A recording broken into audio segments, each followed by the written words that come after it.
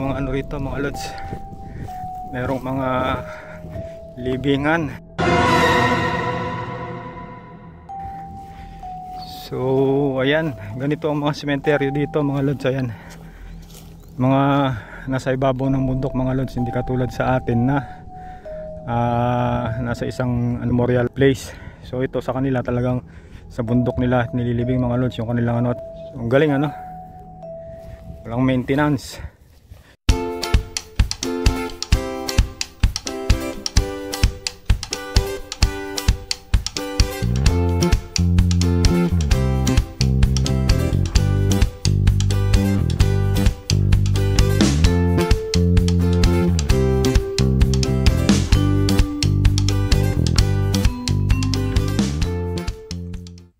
So ayan, dahil Sabado ngayon, naisip kong maglakad-lakad.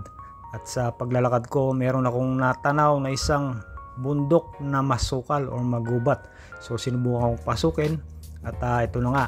Tara, sumama kayo at tignan natin kung anong meron sa bundok na ito. So guys, good morning. So ayan, wala tayong trabaho mga lods, kaya naglakad-lakad ako dito sa paligid. So ayan, nandito tayo sa gubat mga lods.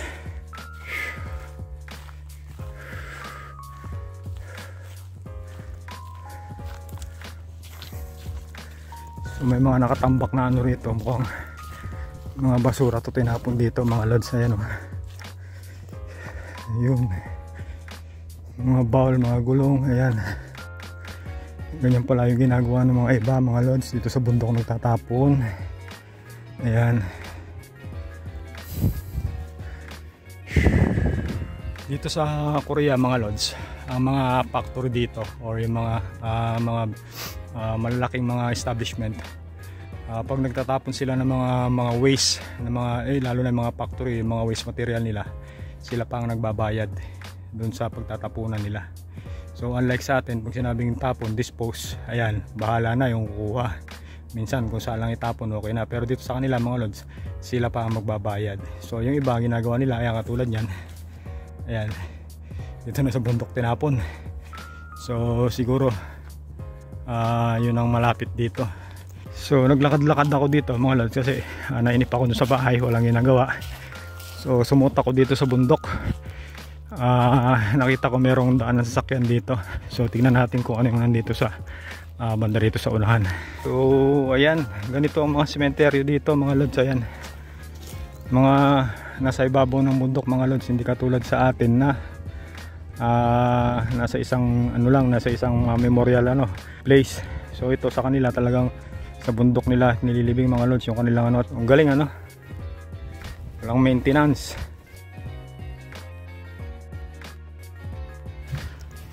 So tignan natin kung ano pang meron dito mga lods. Meron pang daan, ayun, baka meron pa nakalibing din dito.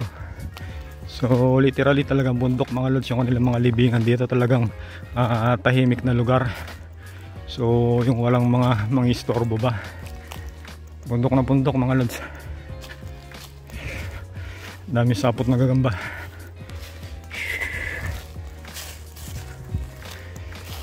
So wala namang mga special na ano mga lods, parang ano ng tubig to.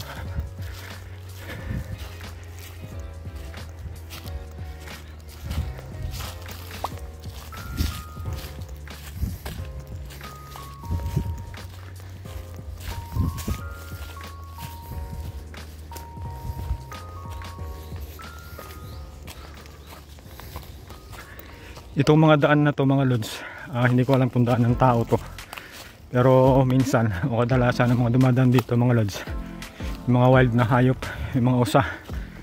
Ayan, so sa bundok na ganito, sabagay mahilig naman ng mga Korean mga lods na mag hiking. So minsan siguro may mga naliligaw na tao rito.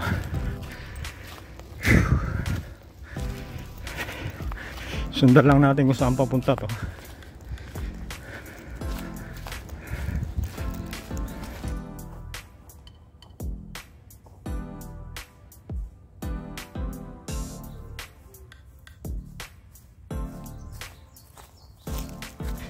So dito sa Korea mga lods, kung gusto nyo mag hiking na katulad nito, Ayan, napaka safe dito. Walang sisita sa inyo dito. Kumbaga yung mga magti-trip kanyan, mostly kasi mga Korean talagang nature lover din sila. Tsaka mahilig sila mag-exercise. Masyado silang conscious sa ano nila, sa health. So ayan, minsan may makikita ka mga matatanda. Usually mga nagma-mountain hiking, yung mga may edad na eh. So bihira lang yung mga bata-bata kasi ang mga matatanda dito talagang inaalagaan nila yung kanilang kalusugan. So ayan, mukhang may daan dito. Mukhang tao na yung dumadaan dito, pero madalang lang mga dumadaan dito. Dito ko lang makakita ng bundok na talagang napakaraming tao mga lods eh. Doon sa mga sikat na puntahan ng mga tao sa bandang Seoul, ganyan. Yung mga sikat na bundok doon, daming tao.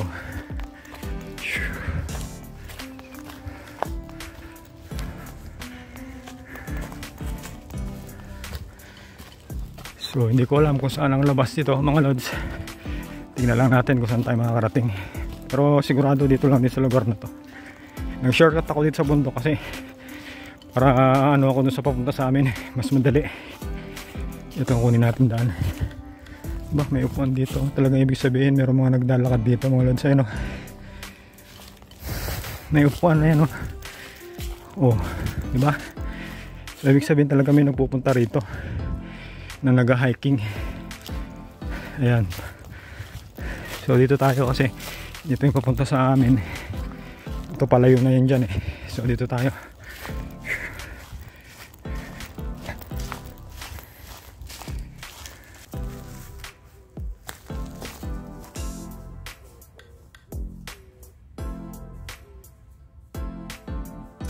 So meron mga signage mga lods. So palagay ko merong ibig sabihin itong mga to. Hindi ko lang alam kung ano. Ayan yung mga red na ano. Ayan yung mga red na tali. So mga nakatali sila sa puno. Hindi ko alam kung ano ibig sabihin yan. Pero baka pala tandaan yan mga lods. Ayan o. Dito kasi marami sila mga pamahiin mga lods eh. Ayan. Meron pa ron. So o baka ano yan. Baka yung pag-ano ng mga puno, mga halaman, kung anong klase, yung sorting ba. Pero imposible kasi yan o, halos pare-pares naman ang puno.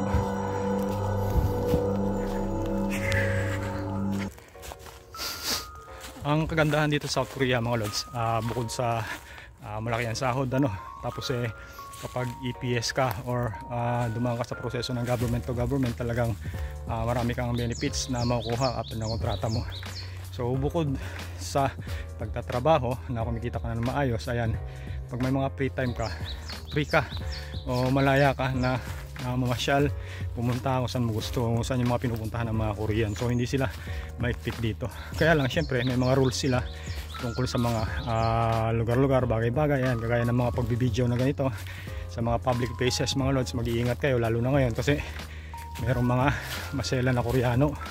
Noong nakaraan nga may nabasa ako, vlogger sinapak dahil nagbibideo sa maraming tao. So yan ang iwasan nyo sa mga kababayan ko na gusto magpunta rito para mag vlog. Ayan, so napakarami na rin kasi ng vlogger dito, halos lahat na ng EPS na mapunta rito gusto maging vlogger na. So yung iba nga na nag-hire ng bagong employer, yung mga release, ayaw na nila sa mga vlogger, pass daw sa mga vlogger.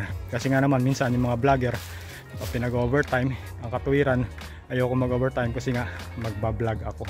So makatuwiran ba yun, di ba? So pumunta tayo dito para magtrabaho. Ibig sabihin yung pagba-vlog free time lang, di ba? Pag wala tayong ginagawa, so ibig sabihin parang side job lang. Ang pinaka main job natin dito yung factory, yung pagtrabaho sa factory. Yung pagba-vlog natin dapat second priority na yan, hindi yan first priority, di ba? Dahil ang pinunta natin dito is trabaho, hindi pagba-vlog, di ba? So ayan, kaya medyo na ano na yung mga vlogger dito. So nawala na yung daan natin. Meron na mga bahay dito mga lods. Ayan, hindi ko alam kung saan na banda to. Before doon sa amin. Slipin natin mga lods. Wala nang daan ng tao rito. Mga daan na ng hayop, bakasan ng hayop yun nandito. So ayan, nandito na tayo sa kabila ng bundok.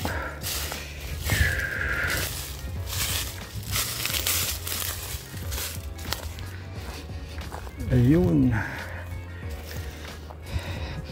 Tignan nyo mga lods, so pakita ko sa inyo kung ano itsura ng South Korea. So puro factory mga lods, factory. So napakaraming factory, bihira lang yung mga bahay. Ayun yung mga yun, bahay yun mga lods. Ayun yung mga yun na maliliit na yun, ayun kabahayan yun, ayun. So mas marami pa rin talaga mga factory at ang lalaki ng factory. So ayan, itong daan na to, ayan, release ng tren mga lods, hindi pa bukas yan. Pero tignan nyo kung gaano ka progressive ang bansa nila, di ba? Mga bundok binubutas para lang magkaroon ng mas mabilis na transportation. So ayan, hindi pa namin alam kung anong line to, kung line 1, line 2, line 4, pero sigurado kukonect din yan sa ibang mga tren, kaya mas mabilis na ang access pag pupunta ka sa Seoul ganyan, o sa mga bayan-bayan. Mas mabilis na kaysa dati na pupunta ka pa ng Suwon o kaya ng Sadang para sumakay ng tren pag nandito ka sa Hwasong, dito sa Baran or Gyeonggi-do. So ngayon, pag nabuksan yan, mas malapit na ang access, makakarating ka na kung saan saan, hindi mo na kailangan lumayo, malapit na rito sa amin yung station. So this year December daw bubuksan yung station na to. So as of now hindi pa yung nadadaanan mga lods, basal na basal yan, virgin mga lods.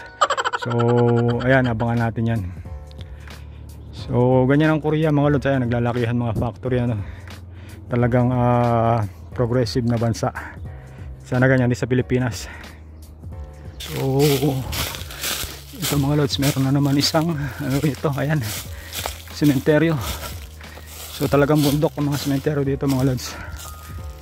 Ayan, tabi-tabi po, naikirahan po. Ayan.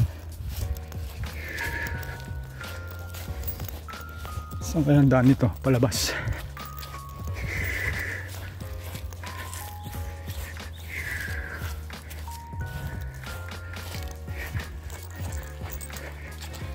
Ito yung daan mga lods. Ayan. So talagang may access ng ano mga lods, ng sasakyan. Talagang kailangan makakit yung sasakyan na yan. Kung kailangan bulldozer, binubuldozer nila para makakit yung sasakyan. Ang galing.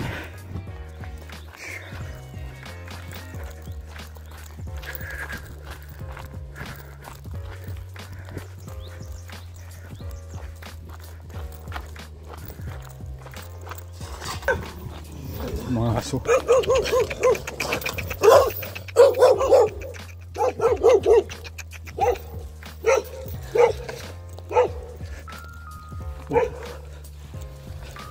Yuk.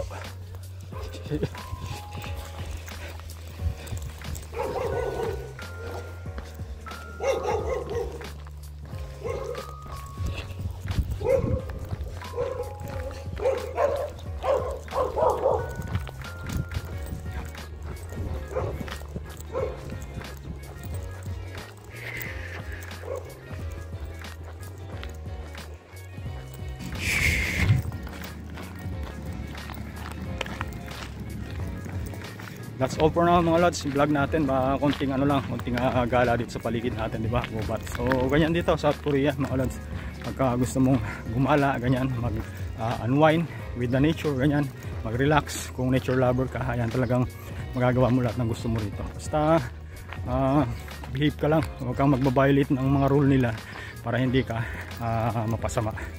So alam mo na mga lods, thank you so much for watching. Ingat-ingat. God bless sa inyo lahat. So ayan yung mga lumang bahay dito mga lods.